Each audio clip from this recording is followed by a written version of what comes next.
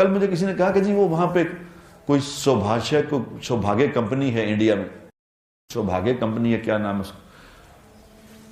اب دیکھو اس کا جو مالک ہے وہ ہندو ہے، ہندوستان کا ہندو ہے، اس کے نصیب، اللہ اسے ہدایت نصیب فرمائے۔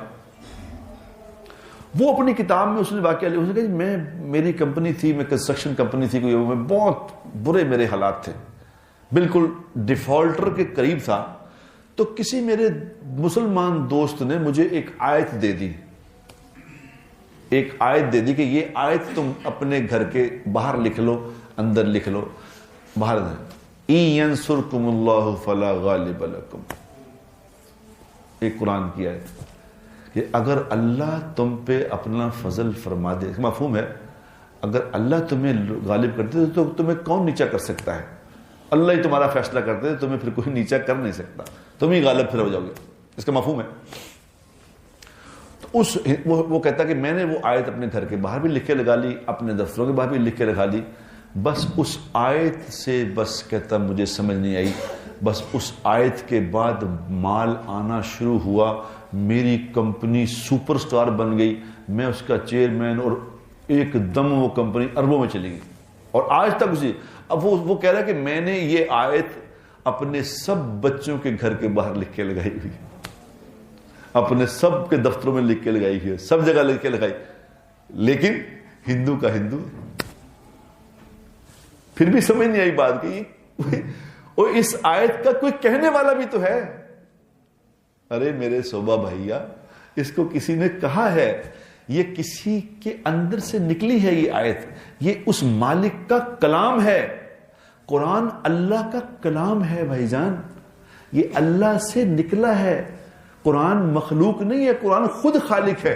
اللہ کرے میرا یہ پیغام اس بھائی تک پہنچ جائے، چیئرمین صاحب تک، کہ اس کو تو سوچو بھیا، جس نے یہ تمہیں یہ آیت دی ہے، جو اس کا کہنے والا ہے، اس کو وہ نہیں سمجھ آیا تمہیں؟ اللہ تمہیں ہدایت نصیب فرمائے۔ پتہ نہیں اللہ کا نظام ہے، میرے سے اللہ یہ بات کرا رہا ہے، پتہ نہیں اس تک پہنچ جائے، کوئی اللہ اس تک پہنچا دے اور اللہ اس کو ہدایت دے دے۔ ایک آدمی آیا، یا رسول اللہ میری روزی بڑی تھوڑی ہے، حالات بڑے ٹائٹ ہیں، میں کیا کروں؟ آپ نے فرمایا سنو میں تمہیں عمل بتاتا ہوں۔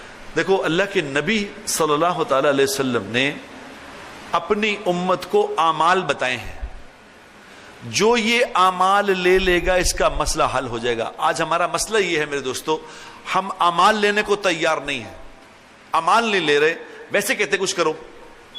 اللہ کے نبی نے اعمال بتائے، اللہ کے نبی نے چھوٹا سا عمل بتایا، آپ بھی سن لو۔ آپ نے فرمایا جب تم اپنے گھر جایا کرو، جب تم اپنے گھر جایا کرو تو گھر میں داخل ہونے سے پہلے باہر کھڑے ہو جایا کرو ایک منٹ کے لیے۔ غور سے سن لو، تمہاری زندگی کا مسئلہ حل ہو جائے گا اس سے۔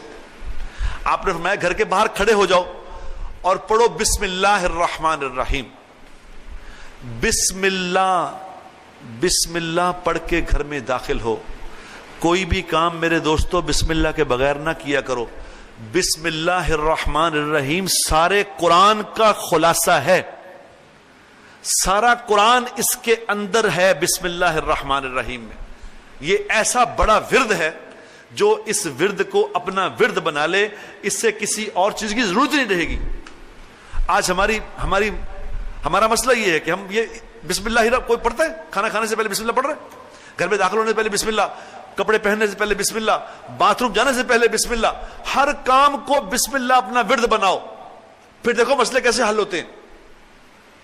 آپ نے فرمایا بسم اللہ الرحمن الرحیم پڑھو اور گھر کے اندر پہلا قدم رکھو اور سلام کرو، السلام علیکم ورحمۃ اللہ، گھر میں کوئی ہو نہ ہو اونچی سلام کرو، اور ایک دفعہ مجھ پہ درود پڑھو صلی اللہ علیہ وسلم، صلی اللہ علیہ وسلم، ایک دفعہ درود پڑھو، اور ساتھ ایک دفعہ پڑھو قل هو اللہ احد اللہ الصمد لم یلد ولم یولد ولم یکن لہ کفوا احد۔ یہ عمل کیا کرو۔ چلو جاؤ، وہ صحابی چلے گئے، کچھ عرصے کے بعد آپ نے پوچھا بھی تو نے بتایا نہیں، تیرا مسئلہ تھا، مالی حالات تیرے ٹھیک نہیں تھے، بتا۔